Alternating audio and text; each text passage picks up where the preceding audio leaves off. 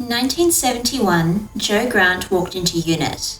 It was her first day working under a mysterious scientist known only as the Doctor.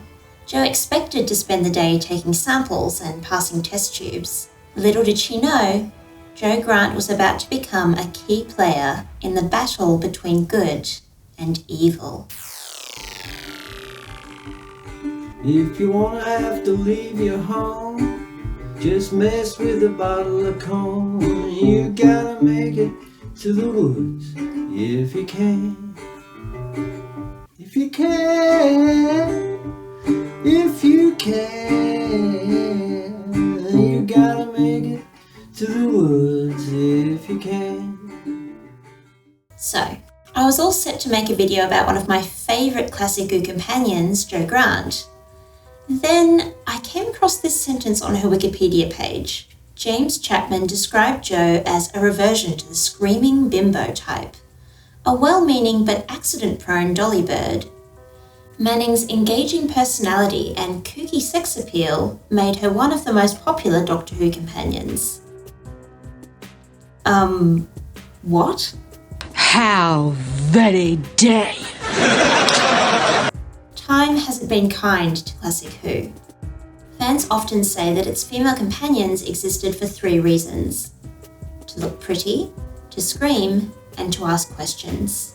The purpose of a female companion is to look sexy and not be as clever as the Doctor. The purpose of a male companion is just to be not as clever as the Doctor. This argument bugs me on 2 levels. Number 1, it assumes that classic Who was totally sexist, while new Who is totally progressive. So, this is the Doctor, my boyfriend.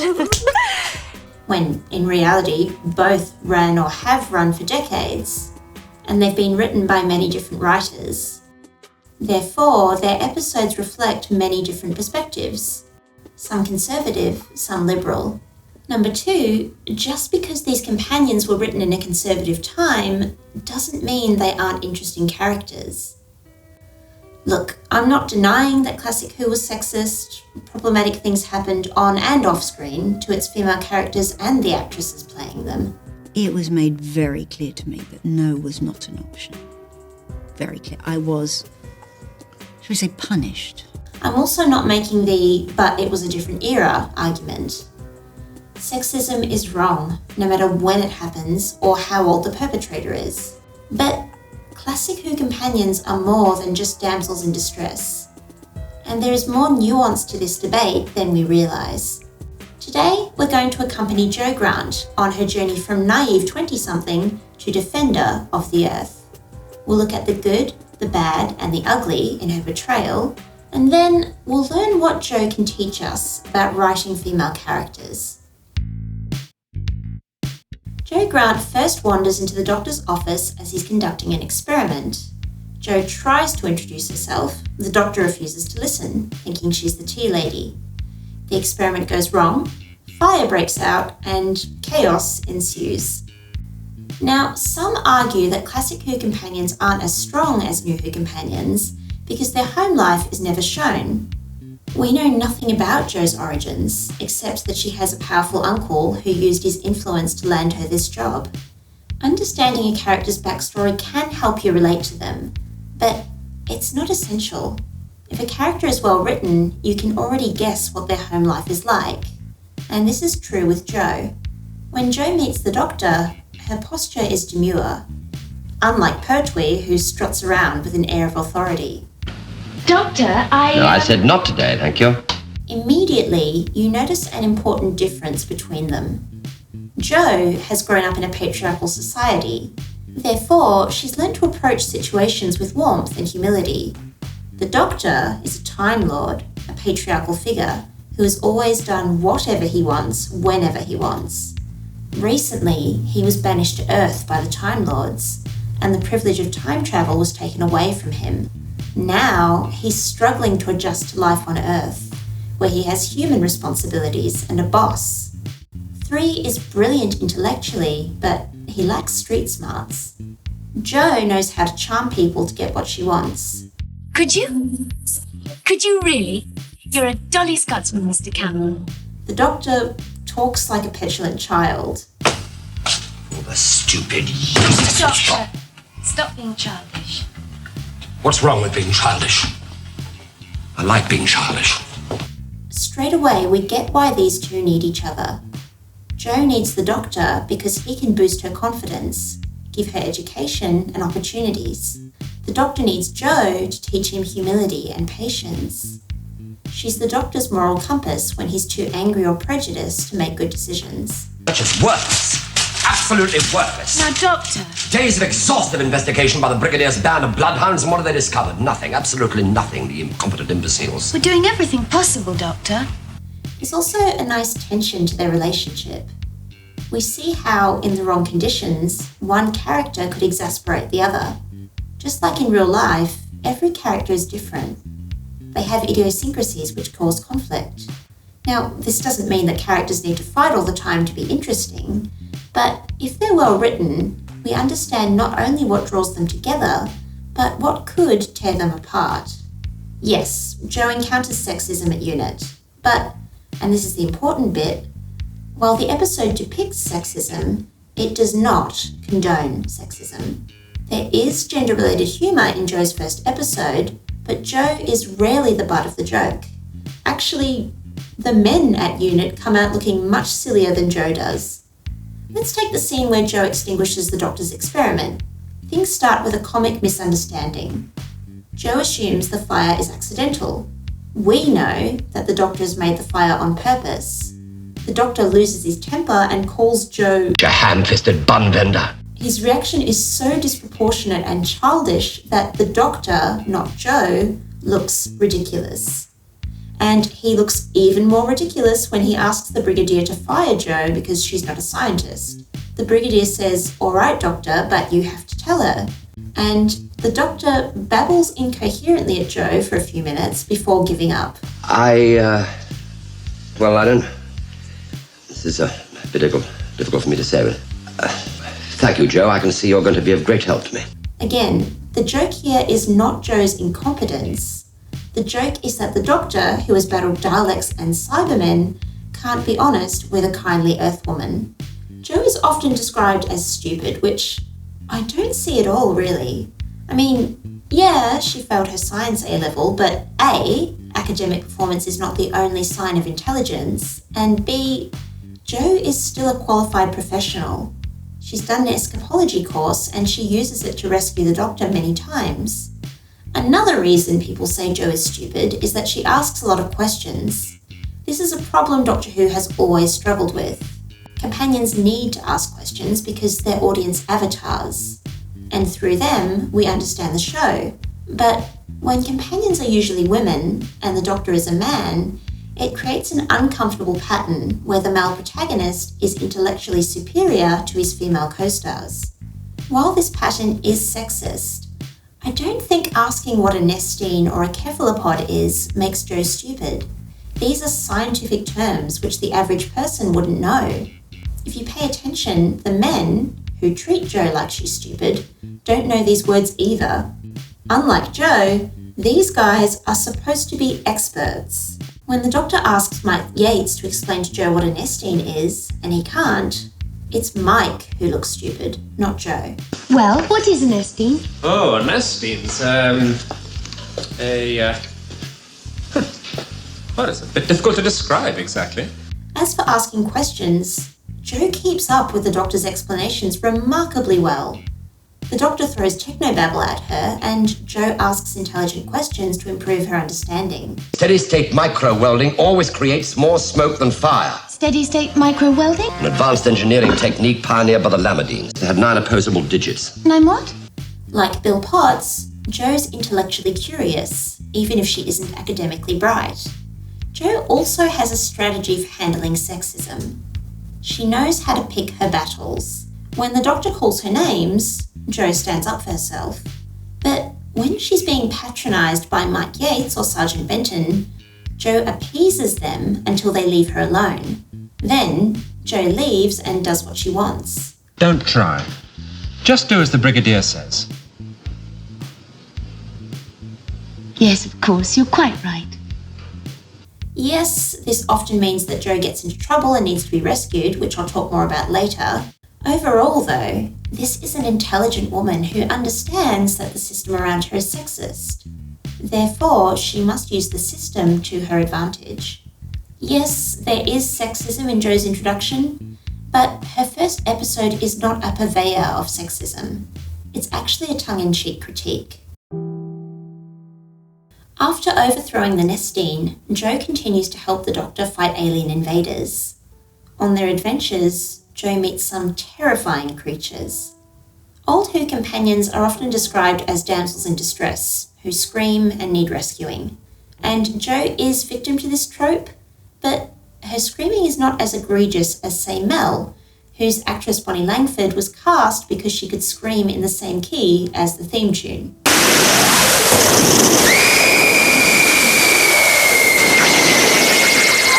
Like asking questions, screaming speaks to a bigger issue with shows whose protagonists are overpowered men. Screaming is a human reaction to danger.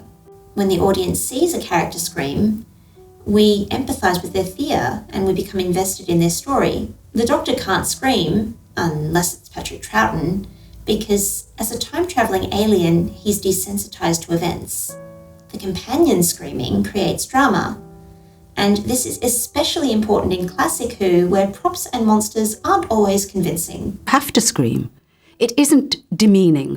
If you see a 5-headed monster, I would scream now, you know? I don't find that a problem. The problem, once again, is the pattern. Screaming too much implies that female characters are vulnerable and need protection from men. When the female companion screams at Bubble Wrap, she seems not only cowardly, but foolish. Male companions in the classic era do scream sometimes, but when they do, they're often mocked for being feminine. To fix this, we really need to normalise men expressing vulnerability as well. This is why I admire Ncuti Gatwa's Doctor so much for showing so much emotion in Series 14.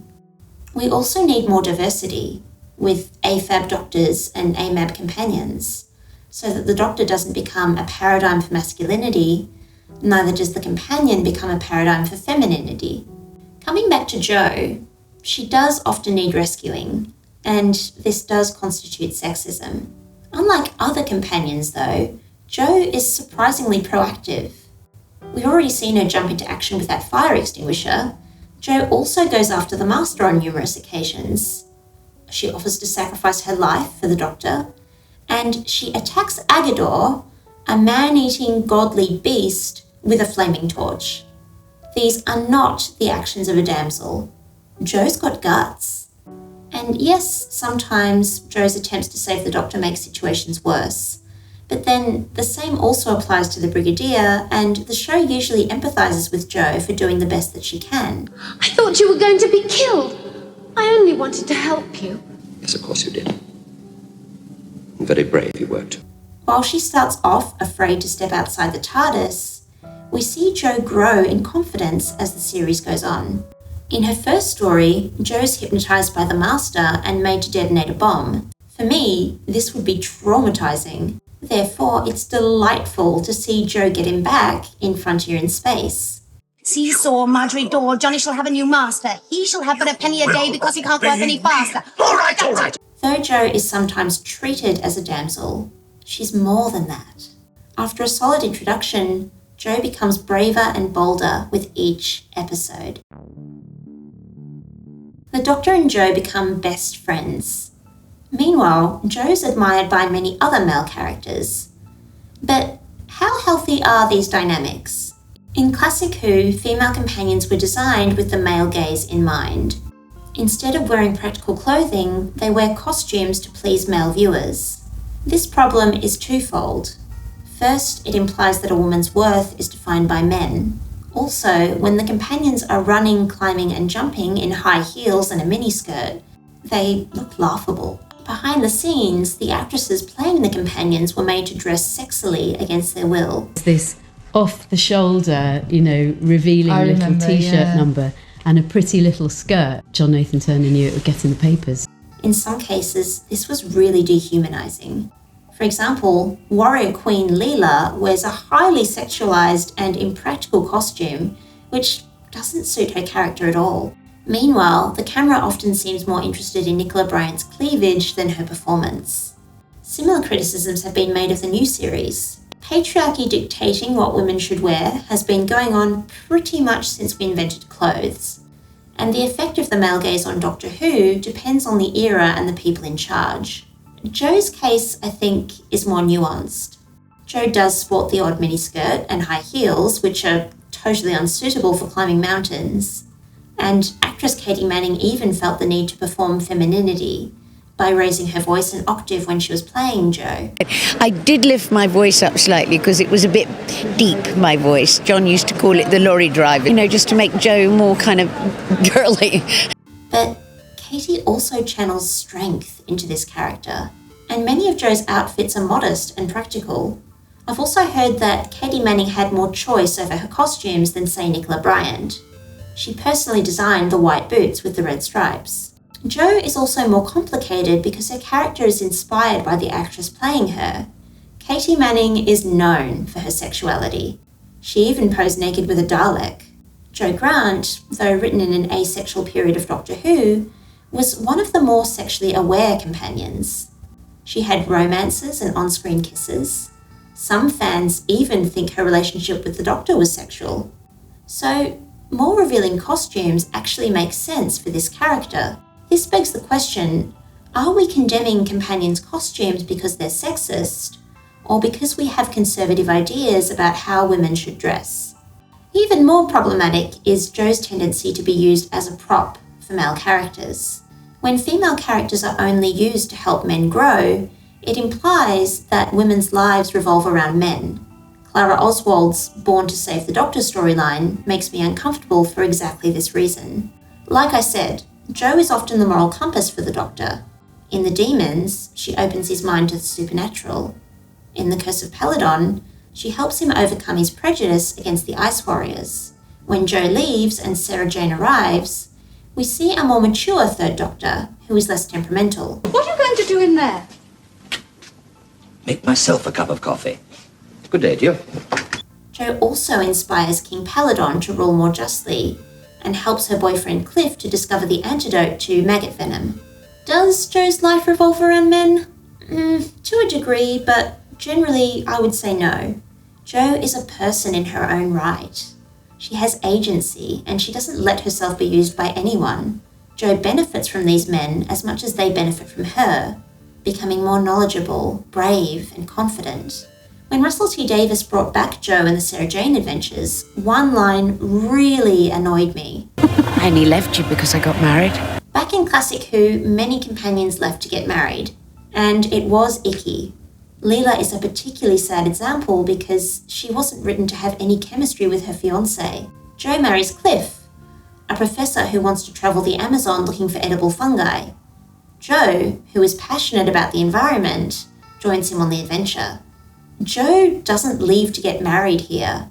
She leaves to pursue her passion with the man that she loves. Jo's character may have been developed with the male gaze in mind, but she's still a role model for people of any gender. Dear James Chapman, I'm disappointed that you see Jo Grant as a screaming bimbo, redeemed only by her sex appeal. The fact that you think this says less about Jo and more about the license we give men to condemn women, even fictional women, using such derogatory language. Jo Grant, I think, is a brave, clumsy, funny, smart, wonderful, monster-fighting badass. I'm glad we've moved past characters whose role is to scream, look sexy and be rescued, but I worry that our cultural cringe around characters like Jo only creates more problems. Expectations of female characters these days are becoming unrealistic. Now, they must be sexually liberated, but chaste. Smart, but relatable. Powerful, but not overpowered. I want to see Doctor Who represent every variation of femininity. Sexual or asexual, vulnerable or empowered, intellectual or street smart. Jo Grant is a reminder that every woman has value. And in Classic Who, there is a wealth of interesting female characters and captivating performances, just waiting to be rediscovered. Yours sincerely, Lingua. Who knows, maybe next time I'll make a video about why Adric is my favourite companion. I can't promise my argument will be as coherent though. Thanks for watching Lingua Anomaly. Don't forget that overthinking is a superpower, and there is beauty in the way that you think. Some conservative, some liberal. Liberal? Understanding. What? Like Bill Potts, she's Go away, cars, please. Okay, I don't know if you can hear that, but it sounds like there's a jumbo jet taking off in my backyard. I am so sorry. We are never getting this recording done. I can't speak. We're tired. We're done. Meanwhile, the camera... you know when you've got Weet-Bix in your teeth and it just will not come out? Blah, my voice is going. Yes, I finally got through it and I didn't lose my voice.